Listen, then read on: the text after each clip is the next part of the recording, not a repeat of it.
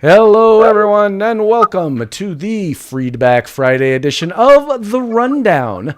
And actually, our late Friday evening edition. I am your host, Craig DeLuz, coming at you from the left coast behind the Iron Curtain, otherwise known as the Sierras.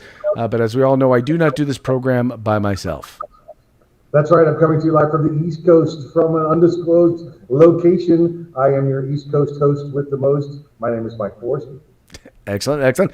Folks, we apologize for running a little bit late today, but, let's just say, when you are entrepreneurs, as Mr. Pilworski and I are, sometimes you have to make yourselves available to those who help you pay the bills. Basically, the other boss needed this earlier today. Yes. The one who actually puts some Skrilla in the pocket. So no offense to y'all. We love y'all. We love hanging out with y'all. But, who knows? Maybe, one day you'll help us to get this to the point where, you're the customer, the client, the boss that we are largely answerable to in terms of where we're at and what we're doing. But right now, we're not quite there yet. One of these days we are. And by the way, just so you know, we're rooting for one of those days to come around. That's right. Rooting for Rudy. Rudy. Very good stuff.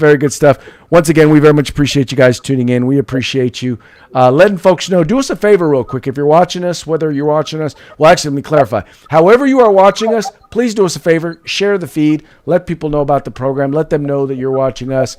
The point that I was about to make, or the thing I was about to say, actually leads me, Mike, into our first story here. Can you guess what that is? You got put in jail. Yes. We are in YouTube jail, YouTube prison. Evidently, our commentary the other day about CNN and the misinformation, or the fact that they were basically lying and providing false information in their report in order to scare people to get the COVID-19 vaccine. Evidently, that upset some folks over at YouTube, and they have put our YouTube channel on hold for a couple of weeks. What does that mean on hold? I mean, listen, Craig. I always assumed to be your mouth that got us in trouble. So, No, Mikey. I'm pretty sure, because that was your story. I'm pretty sure it was you. Sure, I get it. Look, first of all, understand this. All right. Yes, I'm blaming the white guy, the white man, because I can. But in this case, I think it happens to be true. Okay. You have upset the social media gods. And now you must pay Now we must pay penance, because I was on with you. And did they tell us? Like Facebook, they tell you you got 3 days in the hole, or you got a week in the hole. Does Facebook just do like Twitter? Until we decide. No, it's 2 weeks. 2 weeks. We're not going to be uploading any videos. So we'll probably have to go back and upload these videos so that people who are on YouTube can actually know that we do still exist. Gotcha. All right, I got my comments page up here down below me, so if you see me looking here, right, you're not being sexually inappropriate with the camera, looking someplace you're not supposed to be looking. No, and even so, that'd be my job. What would the difference be? So. Excellent stuff. Well, folks, it is a pleasure to be with you all today. Like I said, those of you here on Facebook. Now, here's the deal. We're still doing the Freeback Friday stuff. So there's only one place you can go and you can comment in order to be able to win. And that's going to be our Facebook page. You find us 2A News Rundown on Facebook. You got to make sure to get there, go there, check it out, and comment. Let us know that you're watching. Anyway, so just so you know, if you're participating in Freeback Friday, that'll be the case. I had the Freeback Friday. Oh, there it is. Hold on. Yeah, he had it out at the gun range today. I had it in my hand, so I wanted to make sure that everybody could see it. So. Okay, there you go. Your aluminum paperweight, which can be used to create a recreational item, an item you can use to have some fun with. That's an RV right there. Yep. Yes, sir. All right, wait. Let's go ahead and let's get into our first story, shall we? we already knew this was the case, but now it's actually really coming out. So we all knew that in 2020, murder rate went through the roof. But I don't think most of us realized just how much it went through the roof. In other words, basically went up 30%. There were 30% more homicides in 2020 than there were in 2019. And the interesting thing about this, Mike, is that the murder rate, by the way, is still rising. It's still going up. The only difference is it's not rising as fast as it did it's not rising as fast as it did in 2020, but in 2021, we're still on a record pace for the number of homicides. Yes, as we call it here, murder. They're continuing to go up, and guess why, Craig? Guess why the murder rate goes up? I don't know, perhaps because we've taken the funding away from most metropolitan police departments in this country. We know that we've seen this since day one when funding went away, when law enforcement patrols went away, when officers decided, oh, you want to take away qualified immunity? I guess we're not going to respond so fast. We're not going to respond so aggressively. You took away training fundage. You took away overtime fundage. Guess what happens when the cops aren't out there, folks? Oh, you don't like that one cop who did that one thing wrong? Oh, so you know what? We're going to take the other 500,000 cops off the street because that one guy did that one thing wrong. So we're going to let the murder rate skyrocket out of control in 2020, and it's moving almost as quick here in 2021. But that's okay because we got to defund the police because they said mean things. Right, and that's really what it comes down to is it makes them feel better. It makes them feel better about themselves. But in the end, what's happening is more people are dying. More people are getting shot. And by the way, these are just the attempted murder. I mean, these are just the murders. These don't include the number of people, the number of attempted murders, the number of shootings, the number of stabbings, the number of violent attacks. I mean, crime as a whole went up dramatically, and violent crime went up as a whole. So and by the way, just so the folks know, this has nothing to do with guns, and they're all going to tell you it's because of guns, and they're going to tell you it's all because of white supremacy or cops are the ones who are killing people. And no, what this is the result of taking people who are criminals, people who've committed serious crimes, and putting them back out on the street and just saying, yeah, no, go ahead, go do what you want. And there's not going to be any consequences if you commit crimes. I mean, how many times have we seen, how many reports have we seen, Mike, of people who were arrested for something, got let out with back on the street with no bail, and continually escalated until they finally wound up killing somebody? Yeah, all the time, Craig, all the time. And listen, if you don't realize, folks, I know you folks watching this too, but if these other morons out there don't realize this, it's time to educate them. Now, I think you should educate them with the back of the hand still. That's how we should be educating them. But, if you don't realize that, bail reform, which is basically no bail anymore because bail's cruel and unusual. No, it's not. It provides for the greatest safety in the community, right? That's why it exists in the first place. Then you're not convicting them. You're getting rid of the crimes. You're getting rid of, like we said in California out there, Craig, they're trying to make it, decriminalize crime, right? Right. So guess what happens? When you decriminalize crime, all the little crimes you'd normally be putting away from to keep the murderers off the street, now the murderers are still out there. And you just see this go all over the place. Again, lack of law enforcement, lack of probation patrol, lack of any kind of criminal justice system to put these bad guys away. And this is what you get. You deserve it. I mean, I just hope that they're killing the people that voted to defund the police. Yep. Nope. 100% correct. 100% correct. And, that kind of leads me to our next story, which has to do with a new study that came out. Actually, this is from Crime Report. This basically every year they kind of do a survey, the crime survey, and they do in this survey, they kind of ask people about defensive use of guns. And by the most recent numbers, 1/3 of all gun owners have used their firearm at least once in their lifetime in self-defense. Now, it doesn't mean they shot somebody, right? And it always, by the way, doesn't always mean necessarily they filed a police report or had to call the police. A lot of times someone's attempting to rob them, steal from them, whatever, and they then use their firearm in order to defend themselves, their property, or their family. So think about that, man. Mike, 1/3, that's 1 out of 3 gun owners have used their firearms to protect themselves at least one time in their life. Yeah, I'm curious, Craig, have you had to use your firearm for defensive gun use? I have never had to use my firearm for defensive purposes. Okay. I did, outside of government employ, I had to do it as a civilian once, just about a year ago. So Wow. during the high crime area that we're high crime experience that we're going on with the defunding the police and the murder rates that are getting higher and higher. Right. And it was simply that it was a non-firing defensive gun use. It was the threat of a crime, the showing of the firearm, and the retreating of the bad guy.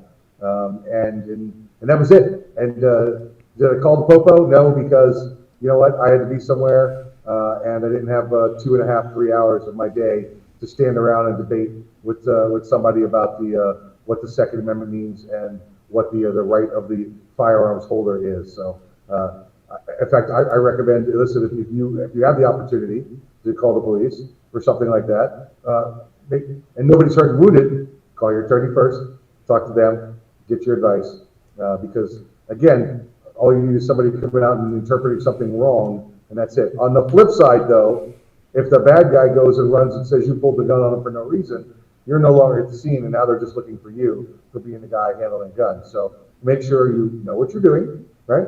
Know your law. Make sure you got your attorney's phone number, and do the right thing. Be a responsible firearm owner. Well, exactly. And you know, the point of all of this is, and this is what's great about this, is you don't hear, like I said, most of this are not instances where anyone had to get shot. And right. Well, the best of all situations is you never, ever, ever have to pull your firearm or use your firearm in self-defense ever. But the second best is you need to defend yourself. You have your firearm available for it, and you don't have to shoot anybody.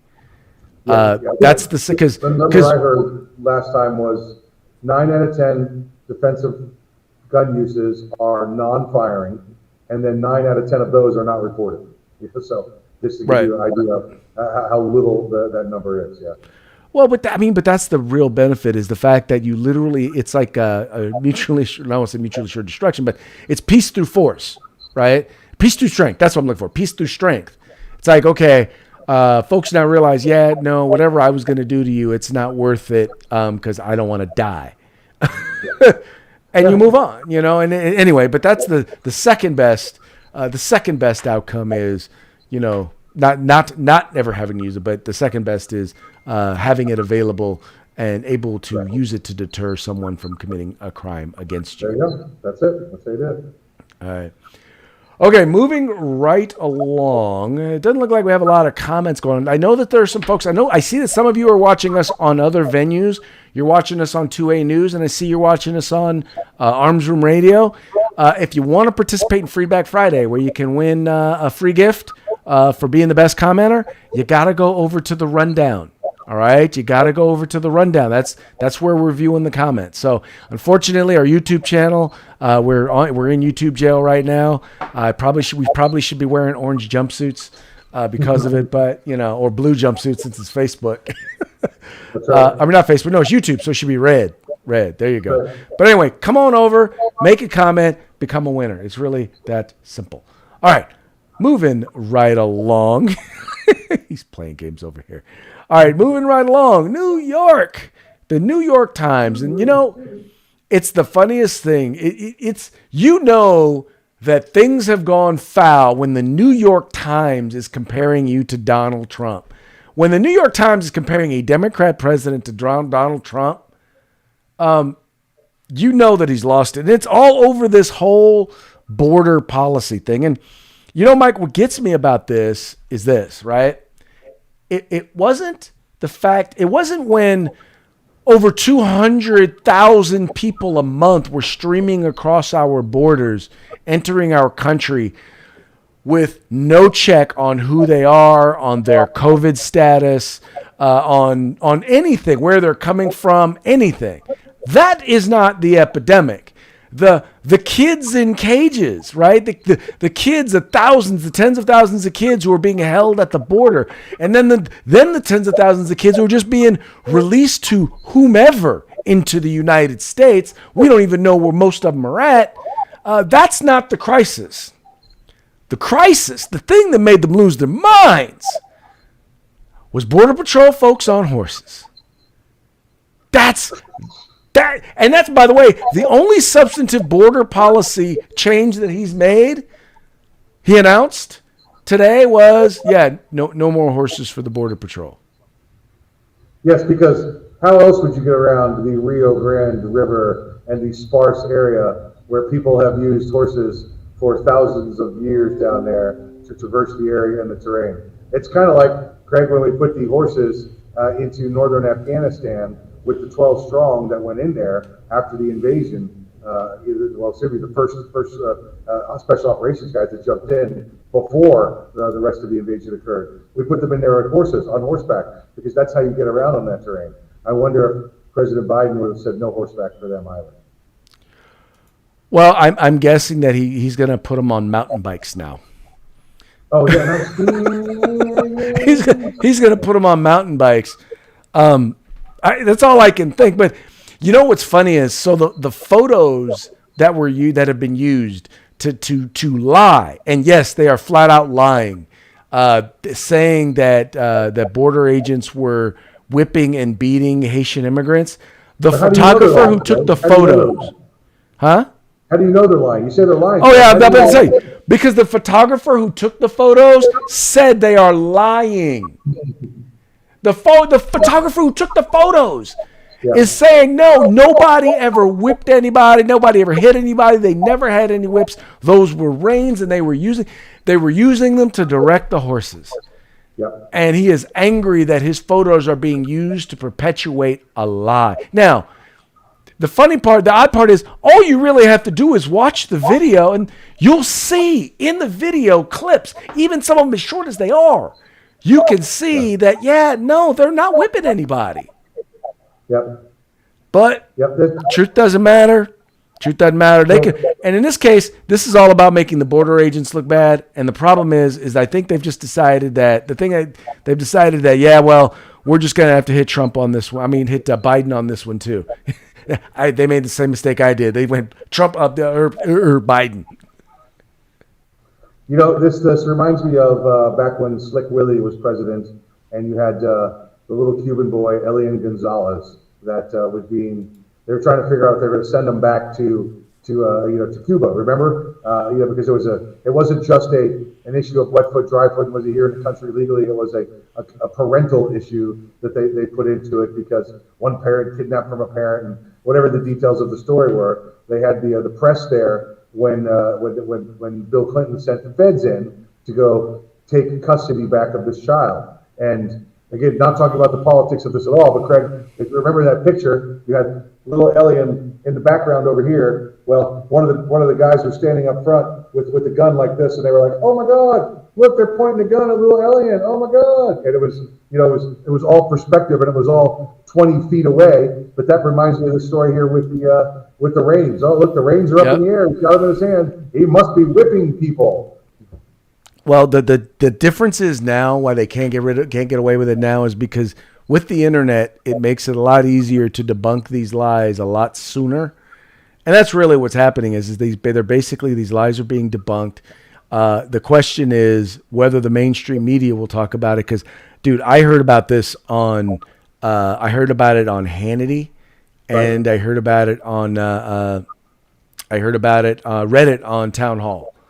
And that's really the only places that I've seen it. I haven't seen any of the mainstream media outlets talking about it or putting it out there, which is very frustrating. It is very frustrating. Oh, that one that you're talking about. Okay, yeah, but that don't look like 20 feet. But I'm sure that gun is not pointing at him. I'm sure that gun is pointing away from him, right? But it's because it's in the direction. Yes. Because, first of all, okay, this guy is a trained agent. I'm going to assume that he's not going to – because if he's pointing the gun at Elian Gonzalez, he's pointing the gun at the other agent. Yes, exactly right. I'm assuming he's pointing it, and he's trying to find somewhere between the photographer and the agent to point the gun. My intent was the photographer was like 20 feet away, not that Elian. Oh, okay. Yeah, well, there you go. I apologize. And they zoomed it. Oh, yeah, and then they zoomed it in. Yeah, exactly. There you go. Okay. All right. Well, see, there you go. See, folks, why is it when you have a misunderstanding, you can't just correct it like that and boom, now I get it. Now we move forward. I don't understand why the left can't do that. Because they have to, they have to have the news. They must control the media. They must have the cycle. Remember, if it bleeds, it leads. We have to have it in there. So that's it. It's all about sensationalism and getting those ratings. And they dig, man, the way they dig in on some of these stories, it's like, you know this is all wrong. You know this is a lie. Why? You've been caught. It reminds me of that old Eddie Murphy routine. He says when a girl gets caught, he's like, wasn't me. But I saw you. You were all up in. You were all up in. Wasn't me. I looked you right in the face. Wasn't me. That's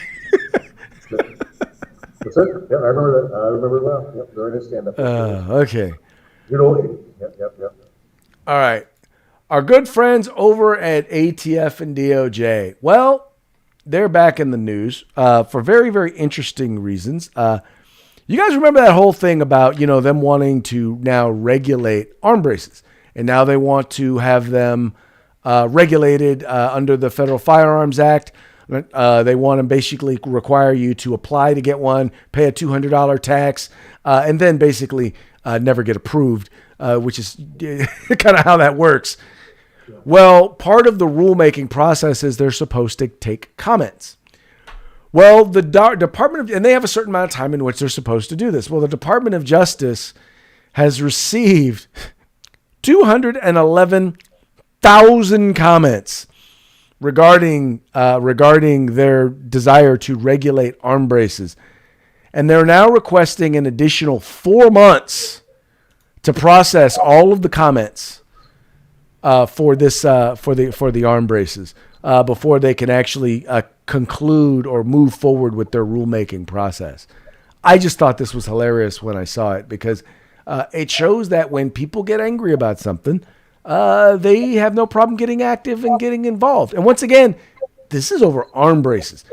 People care a little bit more about this than they did about bump stocks. So they responded to a greater degree.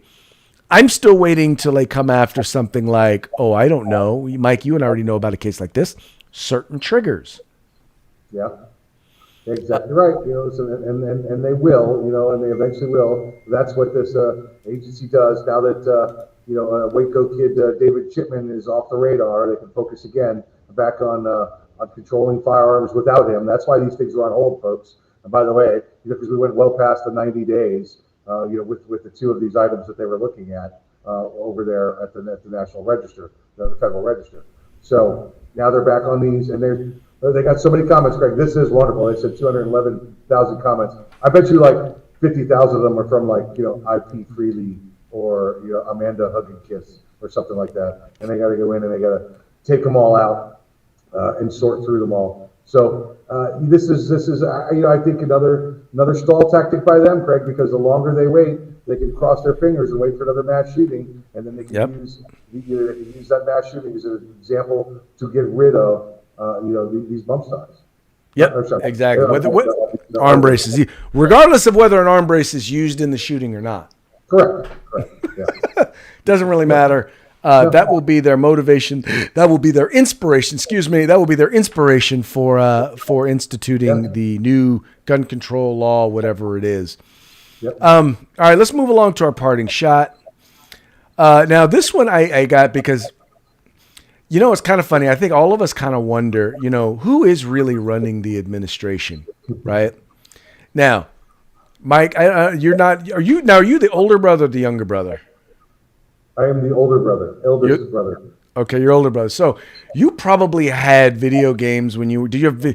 I had video games when I was a teenager, kid to teenager, right? And do you remember always your little brother wants to play, and he doesn't know what he's doing, and he's just going to mess up the game, but you gotta kind of placate him a little bit, right? So you give him a controller. Yep. So you give him a controller. And, well, needless to say, that controller isn't plugged in. You see a little circle right there? And he's just sitting up there pushing buttons, having a good old time, thinking he's making things happen. You're doing it, Joe. You're doing it, Joe. You're doing it, Joe. Look, Joe, you're winning. You're winning. But in reality, it ain't happening. No, That ain't happening is the now. Biden presidency in total. Except we don't know who the ones with the real controllers are. We can say Barack Obama and Hillary Clinton, but we don't. The problem is we really don't know who's doing the controlling. I think that's a pretty good assessment. Otherwise, you haven't heard from them, right?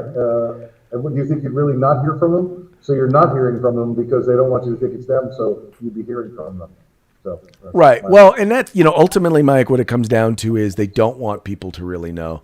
They want to blame it all on Joe, and it's getting to the point where they're about to have to jettison him, because I don't see.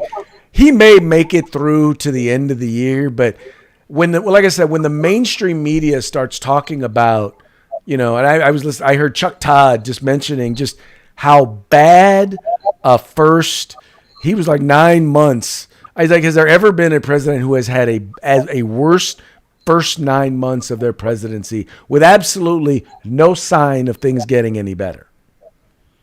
And that's the liberal media. Yeah. Yeah, exactly right. Yeah, this guy, again, Craig, I think he's going to go, but I think they're going to try and hold him out until after the midterms to get to that 2-year and 1 day point. But we'll see.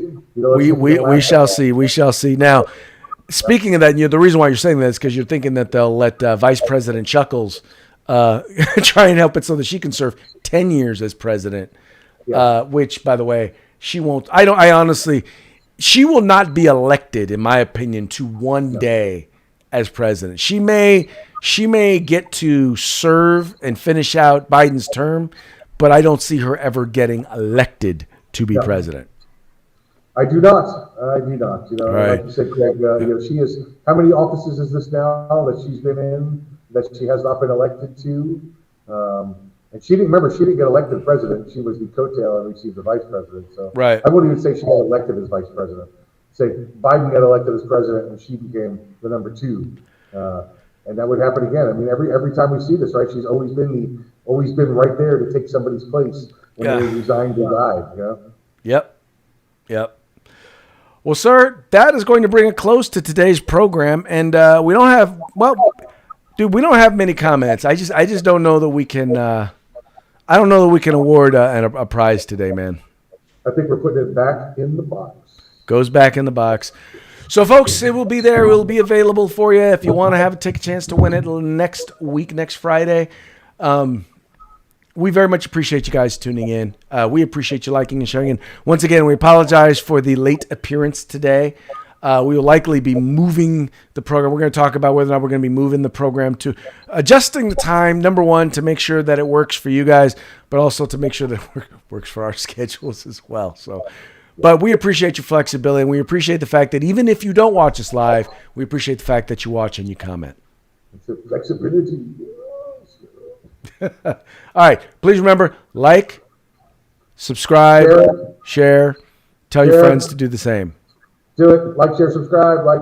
Have a great, safe weekend, and we'll see you back on Manic Monday. See you on Manic Monday.